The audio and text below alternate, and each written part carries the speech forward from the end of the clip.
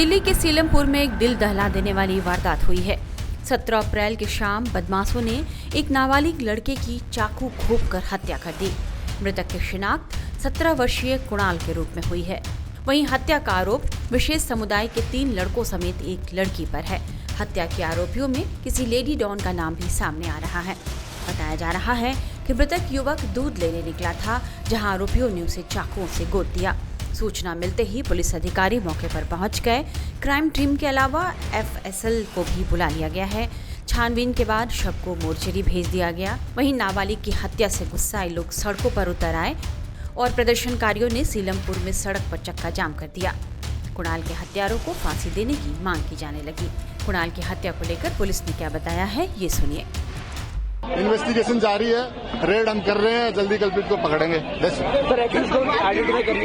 Identified है। कितने लोग शामिल थे? अभी सारी डिटेल अभी आपको बताएंगे, अभी पकड़ लेते फिर करेंगे।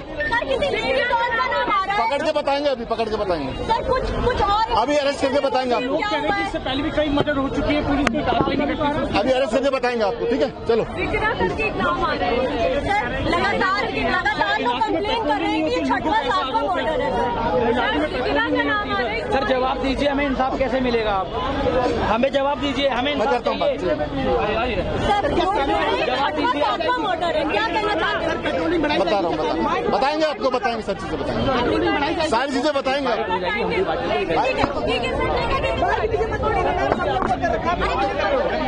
ऑलरेडी इसके रिगार्डिंग ब्रीफ आपको दे रखी है। बहुत सारी चीजें आपको ऑलरेडी पता भी है। इन्वेस्टिगेशन जारी है, रेड हम कर रहे हैं, जल्दी कल्प्रिट को पकड़ेंगे। आइडेंटिफाइड है। कितने लोग शामिल थे? अभी सारी डिटेल अभी आपको बताएंगे, अभी पकड़ लेते फिर करेंगे। पकड़ के बताएंगे, अभी पकड़ के बताएंगे सर। कुछ और अभी अरेस्ट करके बताएंगे आपको। कुणाल न्यू सीलमपुर के जे ब्लॉक में रहता था। परिवार में पिता राजवीर, मां परवीन, 3 भाई और एक बहन है। पिता ऑटो चालक है। कुणाल एक दुकान पर काम करता था। कुणाल की हत्या से परिवार पर दुखों का पहाड़ टूट पड़ा है। दिल्ली के सीलमपुर में मृतक कुणाल के परिवार वालों ने क्या कहा है, ये भी सुन लीजिए। दिल्ली के सीलमपुर इलाके में बीती शाम कुणाल नाम के एक युवक की चाकू से गोदकर हत्या कर दी। कुणाल अपने घर से दूध लेने के लिए निकला था। उसी दौरान 3 लड़कों ने उसको रास्ते में रोका और इसमें एक लड़की भी शामिल थी और कुणाल के साथ झगड़ा किया और चाकू से गोदकर हत्या कर दी। कुणाल महज 17 साल का था। कुणाल के पिताजी हमारे साथ हैं, आइए इनसे बात करते हैं। क्या नाम है सर आपका? राजवीर सिंह। राजवीर जी, क्या हुआ था? कौन सा ऐसा झगड़ा था जिसमें आपके बेटे की इस तरीके से बेरहमी से हत्या कर दी गई? कोई झगड़ा नहीं था सर जी, वो अस्पताल से आया था, दूध लेने गया था चाय के लिए। और बदमाश घूमते हैं सर जी, विशेष समुदाय के लोग हैं, चौक पे घूमते हैं ग्रुप बना के और हिंदू के लड़कों को टारगेट करते हैं। पैसे छीनना, मोबाइल छीनना और लड़ाई झगड़ा करना, अटक लड़ाई लेते हैं। उसको कल घेर के 3-4 लोगों ने चाकू मारा था। कौन कौन थे वो लड़के, उनको पहचानते हैं आप? क्या नाम है उनके? साहिल नाम है उसका, लड़के का। साहिल के साथी हैं, उसकी बहन है जिगरा। तो ये महिला जो है ये भी डॉन है? डॉन है जी, एक कट्टा लेके घूमती है। होली वाले दिन पकड़ेगी कट्टा लेके थाने, अभी पुलिस थाने में देखा, ये रिकॉर्ड है इसका। और इसका भाई भी बदमाश है, ये बदमाशी करते हैं, ग्रुप बना के घूमते हैं सर। कोई पहले झगड़ा हुआ था कुणाल से इनका? नहीं सर जी, कोई लड़ाई नहीं। वो तो बच्चा काम करता था गांधीनगर में कपड़े का। अभी अस्पताल रह गया 4-5 दिन मेरी दादी के पास। मैं 3 महीने से खुद बीमार हूँ, मेरा हर्निया का ऑपरेशन हुआ है। अभी मैं अस्पताल ही जा रहा था पट्टी कराने और मेरे बच्चे को मार दिया बेरहमी से। साहब बहुत बुरा कर रहे हैं हमारे साथ में, ना पुलिस प्रशासन मदद करती है, कुछ कर नहीं कर रहे। कोई पकड़ा नहीं, ना कोई अरेस्ट करा, ना कोई FIR लिखी अभी तक। समझ सकते हैं पिता का दुख कि उनके जवान बेटे की किस तरीके से बेरहमी से हत्या कर दी, वो भी जब बेटा बेकसूर था और एक कपड़ों के दुकान में गांधीनगर में काम करता है। कल अस्पताल अपनी दादी को देखकर लौट रहा था, उसी दौरान उसकी यहाँ पे बदमाशों ने घेरकर हत्या कर दी। उनके परिवारजन है यहाँ पे चिंतित है, दुख मना रहे हैं। माँ हमारे साथ है, जानने की कोशिश करते हैं। कब निकला था कल कुणाल घर से? अस्पताल से आया था 1 हफ्ते में, GTV से दादी को लेकर आए थे। तो शाम को आए थे 5 बजे। कल हम 5 बजे 1 घंटा आराम करा है। बच्चे ने नहाया धोया, वो 7 बजे घर से बोला मम्मी दूध मंगा ले, चाय पियेंगे, भूखे हैं, कल से कुछ खाया नहीं है। दादी के चक्कर में दूध और समोसे मंगा ले, मैं ले आऊँ। नहा धोकर बोला, मैंने बेटा रुक जा आधा घंटा। मैंने फिर बोला आधा घंटा हुआ, मैंने उसको पैसे दिए, दूध और समोसे लेने निकला तो वहाँ 15-20 मिनट आई खबर कि उस बच्चे के चाकू मार दी, तुम्हारे बच्चे के चाकू से गोद दिया। हम भागते चले गए, हमारे उसकी लाश पड़ी हुई गई। 16 साल का बच्चा। क्या इंसाफ की मांग करते हैं सरकार से? चाहती हूँ कि उनकी जान के बदले जान काटना चाहिए मुझे। मैं पकड़वाऊंगी नहीं उनको मेरे सामने उनकी लाश चाहिए, लाश। जैसे मेरा बच्चा है, जैसे लाश 7 फुट का लंबा चौड़ा, मेरा बच्चा मेरा हाथों से छिन गया, वही धरने वाला, वही करना। हम तो बीमार है सारे, पति भी बीमार, मैं बीमार, सास भी बीमार, लड़का बड़ा बीमार रहता है मेरा।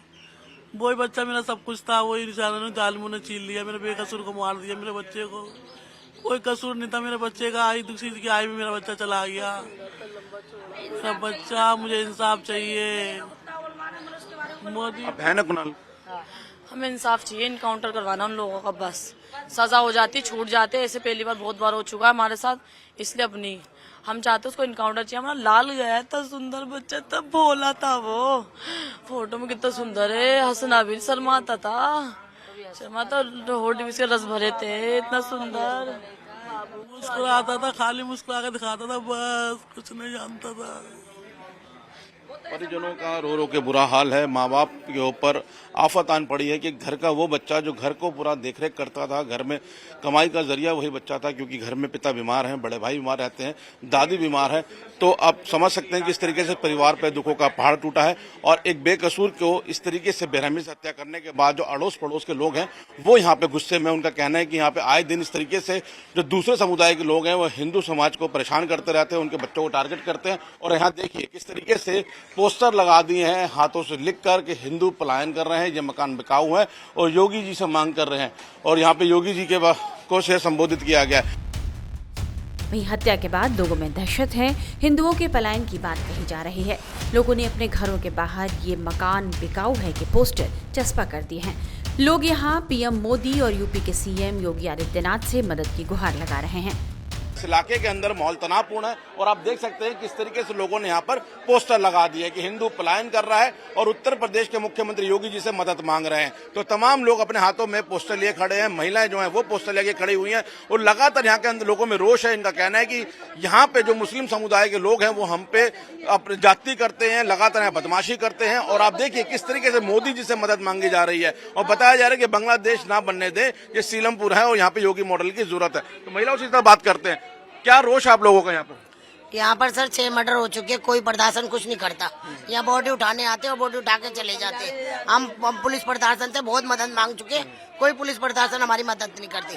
कहती जरूर है लेकिन करती कुछ नहीं है। हमने बहुत बार कहा कि पहरा लगाओ यहाँ पे, यहाँ गोलियां चल रही है, हर 10 दिन बाद गोलियां चलती है। जा जाके कहते हैं, कोई कुछ नहीं करता, सिर्फ पकड़ लेते हैं, मार देते हैं। मर्डर कर दिया, पकड़ लिया, फिर 6 महीने बाद वही, फिर साल भर बाद वही, फिर ऐसे करते करते ये 6 मर्डर हो चुके। कौन है ये लड़के जिन्होंने मर्डर किया? ये मोहम्मद है।